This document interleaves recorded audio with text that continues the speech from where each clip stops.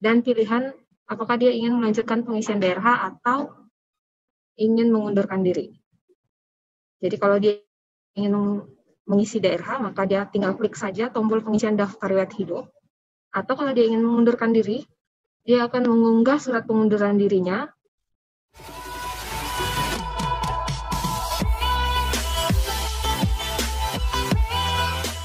Loginnya seperti biasa, masukkan NIP dan passwordnya.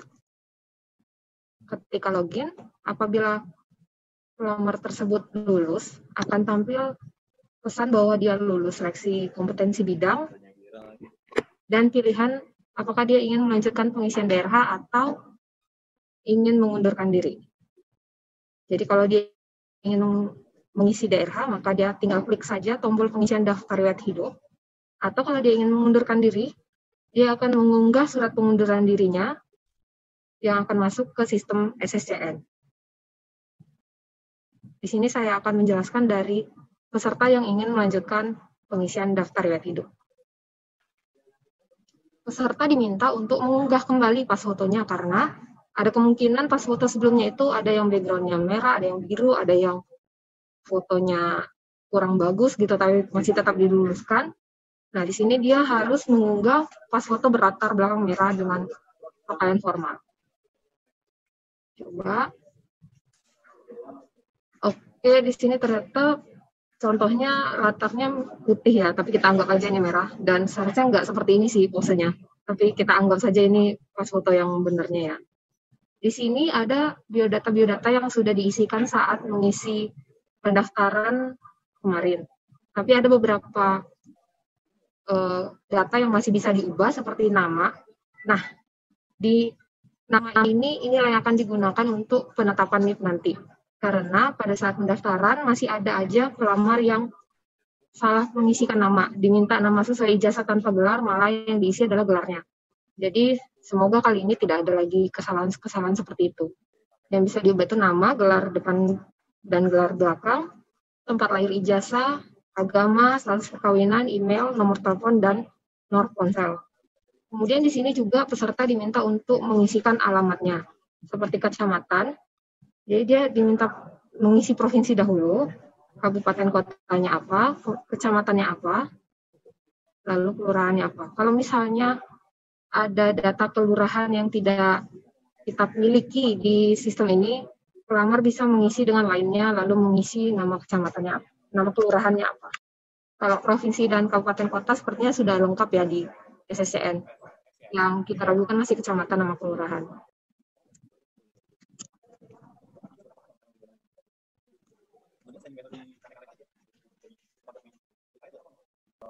Hobi bisa dipilih jenisnya, seperti olahraga.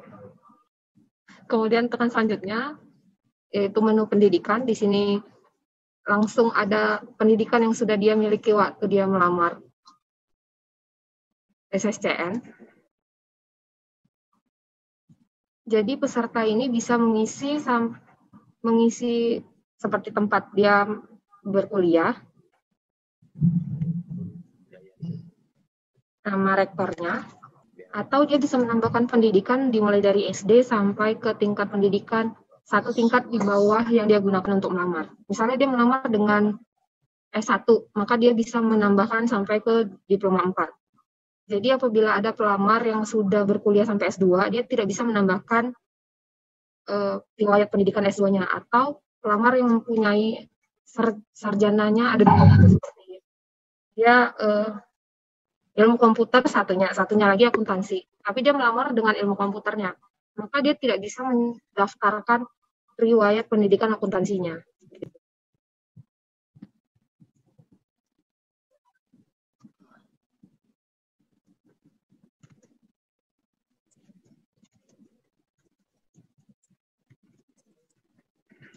Ada juga riwayat kursus apabila peserta tersebut pernah mengikuti kursus.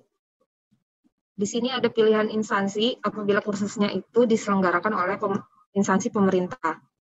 Tapi kalau misalnya kursusnya tidak diselenggarakan oleh instansi pemerintah, ini bisa dikosongkan saja atau tidak dipilih.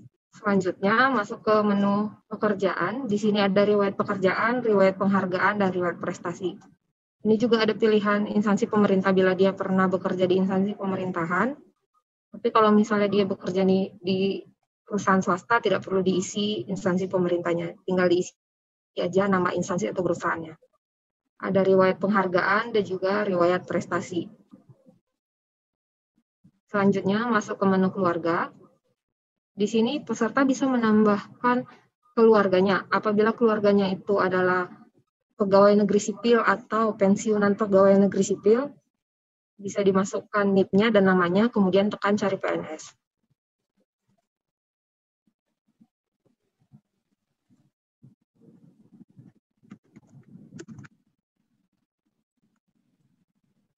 Kalau misalnya NIP dan nama itu ditemukan di sistem kita, maka langsung terisi pekerjaannya adalah pegawai negeri sipil atau pensiunan pegawai negeri sipil, dan perusahaan atau instansinya itu adalah instansi pemerintah di mana dia bekerja. Untuk istri dan suami ada isian akte menikah, tanggal menikah, dan status perkawinan. Sedangkan untuk anak, orang tua, dan saudara kandung, hal tersebut tidak ada. Jadi hanya begini saja, nik, nomor kakak, sampai status hidup. Ya,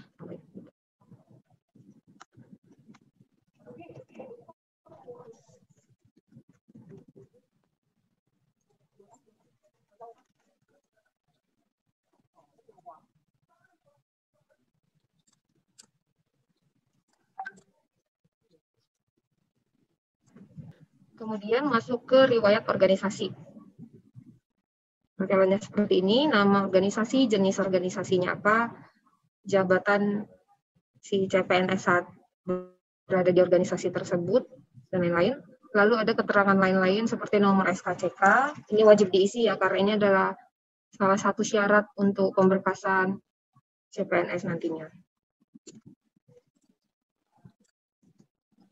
Nah, perlu dipastikan bahwa tanggal SKCK dan tanggal kesehatan jasmani juga bebas narkobanya ini perlu berada dalam waktu yang masih berada dalam waktu 6 bulan sampai dia pemberkasan.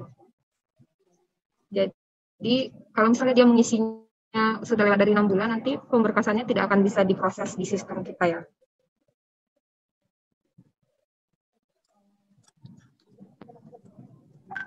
Setelah dia mengisi semua data-datanya, peserta diminta untuk mencetak daftar riwayat perorangan dan riwayatnya. Lalu memeriksa kembali data-datanya. Apabila ada data-data yang salah ketik atau dia lupa mengisikannya, dia bisa kembali ke menu sebelumnya dengan mengklik tombol organisasi, pendidikan, atau lain-lain. Tapi kalau misalnya dia sudah merasa bahwa isiannya sudah benar, dia tinggal mencetak daftar riwayatnya, perorangan dan riwayat, kemudian ditandatangani dan dibubuhi materai. Kemudian setelah itu kedua dokumen ini digabungkan sehingga menjadi satu dokumen PDF ketika di-scan. Nah, dokumen PDF itulah yang akan di-upload di halaman ini, unggah dokumen. Nah, ini ada 8 berkas yang perlu di-upload. Salah satunya adalah berkas pengalaman kerja yang sebenarnya masih opsional ya. Jadi bukti pengalaman kerja ini bisa tidak diisi, bisa juga diisi. Tapi berkas lainnya, 7 berkas lainnya itu wajib diisi. Karena kalau misalnya dia tidak mengupload salah satu dari 7 berkas itu, maka tombol akhir prosesnya tidak akan bisa diklik.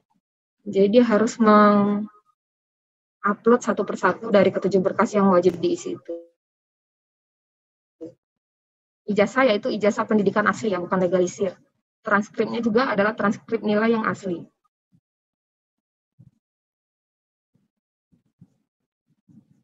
Nah, daerahnya ini harus sesuai dengan Perban BKN nomor 14 tahun 2019. Jadi harus ada materai dan tanda tangannya. Oh ya, sebelumnya saya lupa menjelaskan bahwa di sini ada isian yang harus ditulis tangan dengan tinta warna hitam dan huruf kapital ya, seperti nama, kabupaten, dan tanggal lahirnya. Kabupaten tempat lahirnya dan tanggal lahirnya.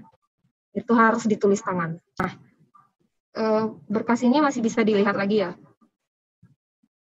Nah, seperti ini. Misalnya dia SKCK tapi menguploadnya surat sehat. Ketika dia melihat bahwa uploadannya salah, dia bisa mengunggah kembali menjadi SKCK atau berkas yang benar. Misalnya dia tidak punya bukti pengalaman kerja, jadi kita tidak unggah bukti pengalaman kerjanya. Kita coba akhiri proses pengisian DRH ya. Setelah dikirim DRH-nya, dia tidak bisa lagi mengubah berkasnya atau datanya. Jadi kalau misalnya ada kesalahan, maka itu kita berikan wewenang kepada instansi untuk mengupload berkas yang benar di doku digital begitu. Dia hanya bisa melihat tanpa bisa mengunggah kembali berkasnya. Ya, demikian penjelasan dari sisi peserta. Saya kembalikan kepada Bapak Moderator.